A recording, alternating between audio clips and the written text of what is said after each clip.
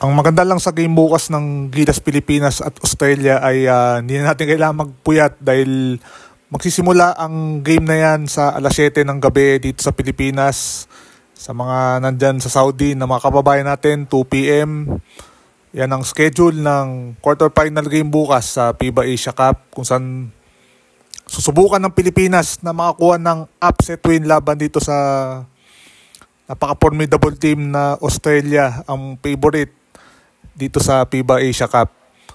So, pag-usapan lang natin itong matchup na to. Actually, sa ating mga Filipino fans, may meaning tong laban na to dahil for the first time since yung nangyaring puksaan sa Philippine Arena magdalaban ng dalawang teams na to. Pero ako, tingin ko, pass is pass na yan at tingin ko naman malabong magkaroon ng na similar na nangyari doon sa Philippine Arena at ang focus mainly ay doon sa basketball. So, yun. As for Gilas, siyempre on high tayo after yung overtime win laban sa host Saudi Arabia. Dahil na rin dun sa game tying na 3-pointer ni Justin Brownlee late in the fourth quarter. At naniniwala si Coach Tim ko na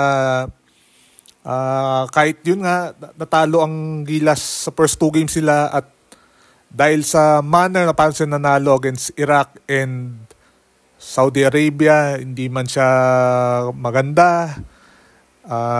Pero the way na lumaban yung team sa last 2 games, naniniwala si Coach Tim na kaya nilang dalhin ito laban sa team ng Australia na nitong group play, hindi lang undefeated, convincing yung mga panalo. At titingnan natin yung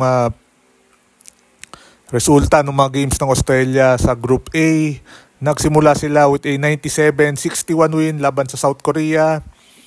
Then tinalo nila ang Lebanon sa score na 93-80.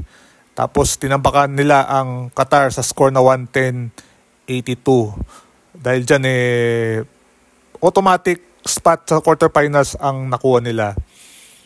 At isa sa mga key players na aabangan natin itong si Galen Galloway.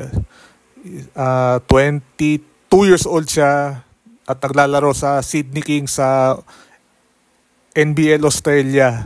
Sydney Kings, ang coach niyan si Coach Brian Goorjian na hindi natin makakalimutan niyan dahil nag-coach sa Bay Area nung nag-guest team sila dito sa PBA. So averages nitong si Galloway 18 points, 3 rebounds, 1.7 assists, and 2.3 steals. Ang field goal niya, 64%. Grabe yung kanyang shooting. Lalo na sa 3 points, 73%. Pero parang okay, 8 of 11 siya from 3-point range sa group stage. At kung makikita natin, efficiency na 20.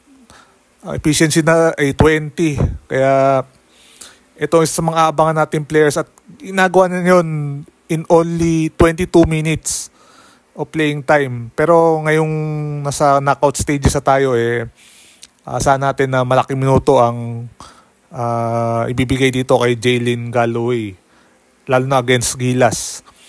At kung titingnan natin yung lineup, ililista na natin si Jack McBay, Owen Stephen Paxwell, William Hickey, si Will Magnay, Saber Cooks. Nagkaroon dati ng stint sa B-League sa team ni Togashi na nakalimutan na natin yung pangalan, pero naglaro siya doon before as Asian import yata. So google natin habang google natin. At si Saber Cooks ay nasa Sydney Kings din siya ngayon sa NBL at naglaro nga siya sa Chiba Jets na nag-champion noong ESL dito sa Cebu. At titin natin ibang players, Rainy Smith, third sa scoring behind McBay, 13.3 points, meron din siyang 3.3 rebounds, 1.7 assists.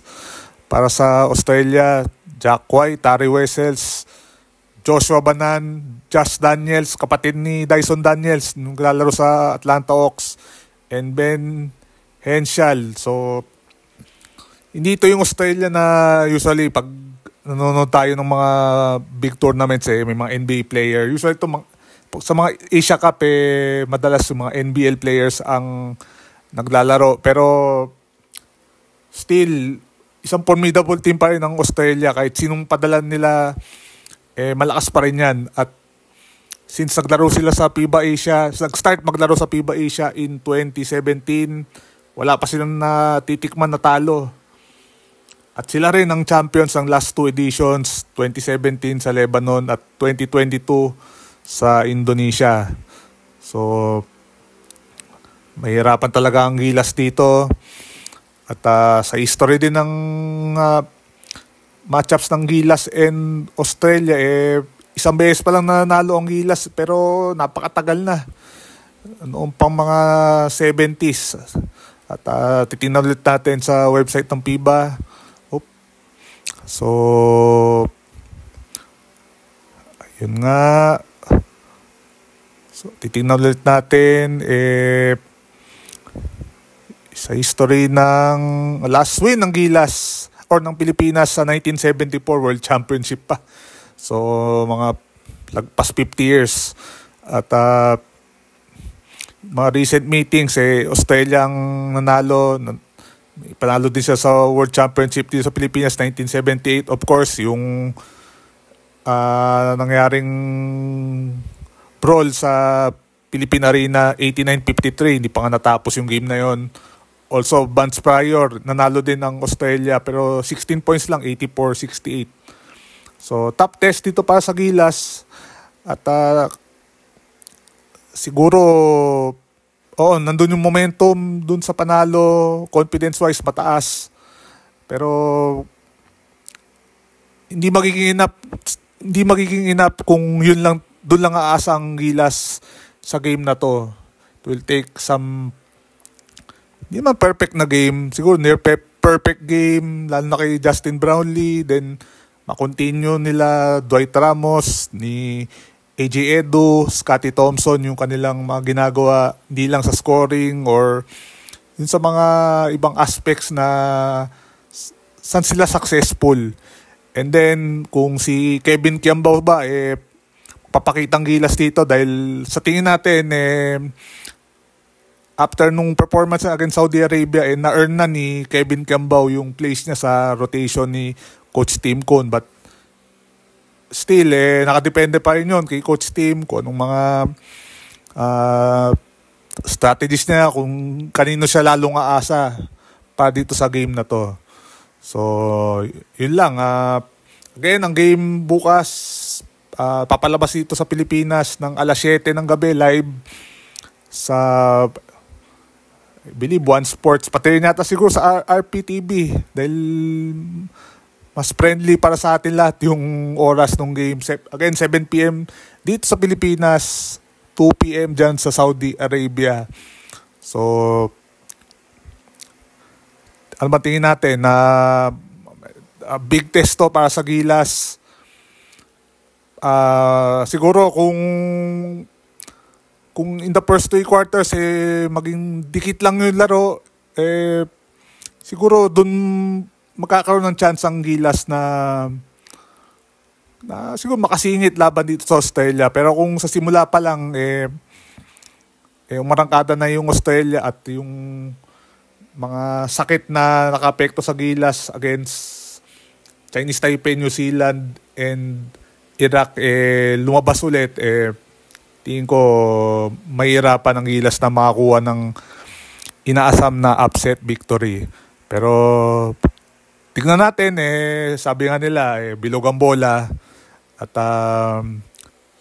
kaya sa English, that's why they play the games. So, yun. Again, thank you po kung mabot kayo dito sa dulo ng ating discussion. Maraming po salamat sa suporta nyo.